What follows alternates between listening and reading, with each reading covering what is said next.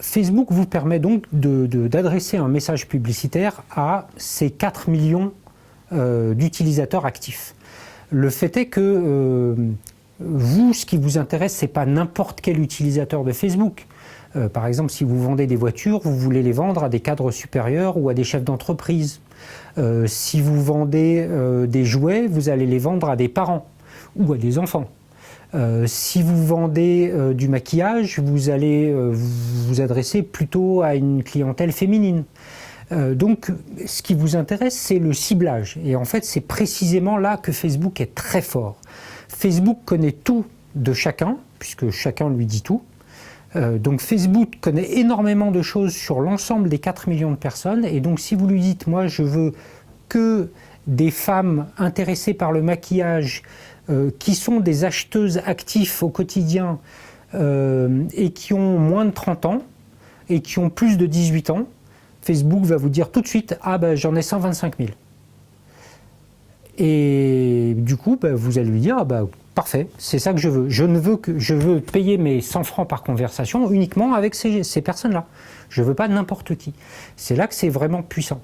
Et ce qu'on vous recommande pour ajuster la taille de votre audience en fonction de votre budget, c'est la formule budget fois coût unitaire fois 100, pardon, fois 10. Donc si votre coût unitaire, c'est 100 francs, comme je viens de le dire tout à l'heure pour une conversation WhatsApp, et donc 100 francs fois 10, ça fait 1000.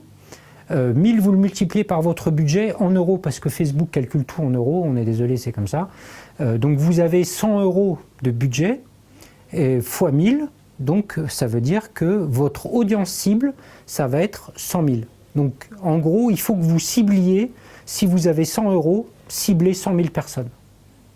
Okay, donc c'est à peu près la taille de la cible que vous allez chercher à atteindre. Et donc, dans l'exemple que j'ai donné à l'instant, 125 000 personnes, c'est parfait. 125 000, 100 000, c'est pareil. Hein, c'est une question d'ordre de grandeur. Ce n'est pas du tout la valeur qui est importante, c'est l'ordre de grandeur qui est bon.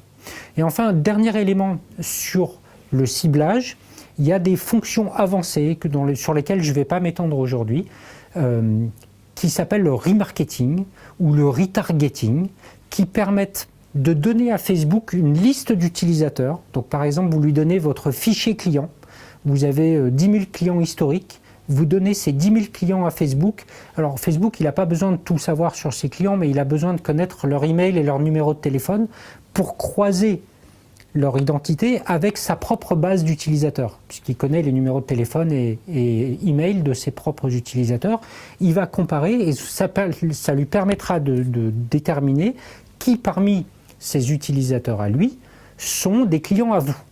Et du coup, le remarketing, c'est de dire si Facebook, vous voyez quelqu'un qui est client, qui est un de mes anciens clients, montrez-lui ma pub. Et seulement ces gens-là. Et du coup, vous pouvez faire une publicité spéciale qui pointe sur votre compte WhatsApp et qui permet de toucher uniquement des gens qui étaient déjà en relation avec votre entreprise. Et ça permet de faire le lien entre le monde offline, le monde déconnecté, le monde réel. Donc par exemple, votre fichier de clients que vous gérez dans votre cahier au niveau de la boutique et le monde digital. Donc ça va permettre d'aller chercher tous ces clients-là que vous ne pouvez pas appeler ou envoyer, vous avez déjà essayé de leur envoyer un email, ça ne marche pas. Vous allez fournir l'information à Facebook et c'est Facebook qui va essayer de les retrouver dans sa propre base de données, sous réserve qu'il arrive à faire la jointure. Hein. S'ils ont changé d'email entre les deux, ça ne sera pas possible.